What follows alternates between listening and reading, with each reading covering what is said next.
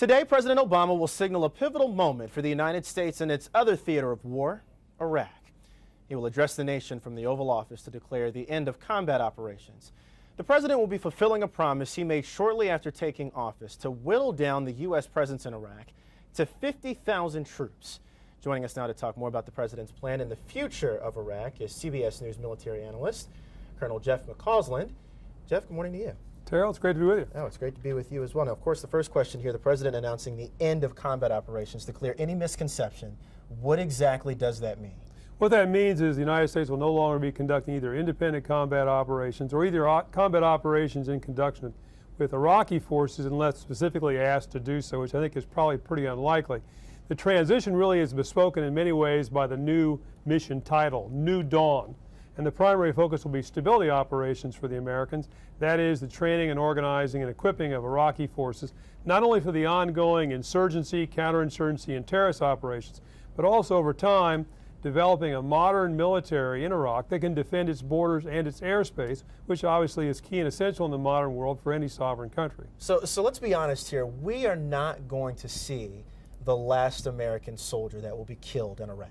That's true. Sadly, I mean, as President Obama himself has said, the hard truth is there will be more Americans sacrificed in Iraq. In the current year, 49 Americans have died in Iraq. Now, that's a huge downturn from the over 900 that died in 2007 at the height of the violence. But certainly those 50,000 troops will be conducting convoy operations, training, being with Iraqi forces, and may actually serve as targets for insurgents and terrorists that are still ongoing and still operating in Iraq. 50,000 troops will remain in Iraq. That's down from the 170,000 troops that were in Iraq at the surge back in 2007.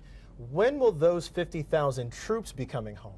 Well, under the agreement negotiated by the Bush administration, the end of 2008, the so-called SOFA, Standard of Force Agreement, all of our forces are supposed to be out of Iraq by the end of 2011. Will that happen? About 18 months. It remains to be seen. Certainly as the agreement stands now, that is the case. Having that kind of a deadline, I would argue, was politically essential for Iraqi leaders back in 2008. They had to have a deadline to see the removal of U.S. forces for political reasons within their country.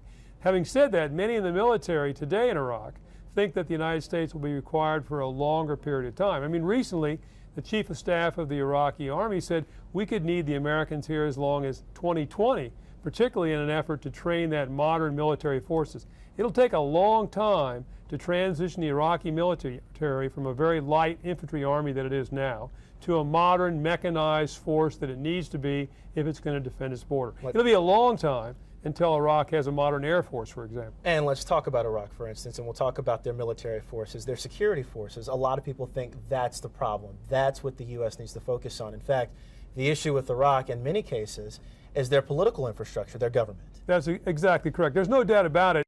Insurgent terrorists will use this opportunity, this ceremony, to test the willpower of those security forces. But I think in the short term, they will be able to do the job. They'll be attacked, but they will be able to do the job.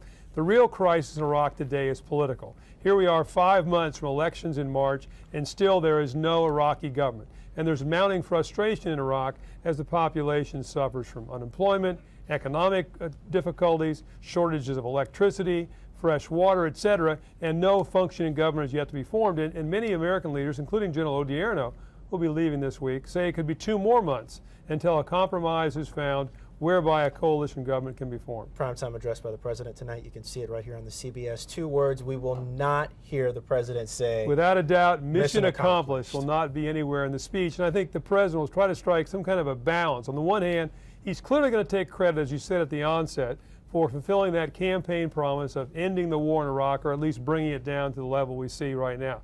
At the same time, I think he's going to caution the American public, we're not abandoning Iraq. This is an area of vital interest to the United States, and sadly, again, there may be U.S. casualties in future. He'll certainly take the opportunity to honor the sacrifice of 4,400 young Americans who died in Iraq and over 30,000 who were injured, and the over 1 million American soldiers who served in Iraq, many on multiple tours. And lastly, I think he'll take this opportunity and address the nation from the Oval Office to once again try to explain to the American people now the change in emphasis, the change in mission in Iraq, but a change in emphasis, a focus on Iraq, and now a focus to the escalating strategy, the escalating conflict in Afghanistan. You get into a war, it is tough to get out. CBS News military analyst Jeff McCausland, thank you so much for joining us this morning. We appreciate it. Terrell, it's been a pleasure.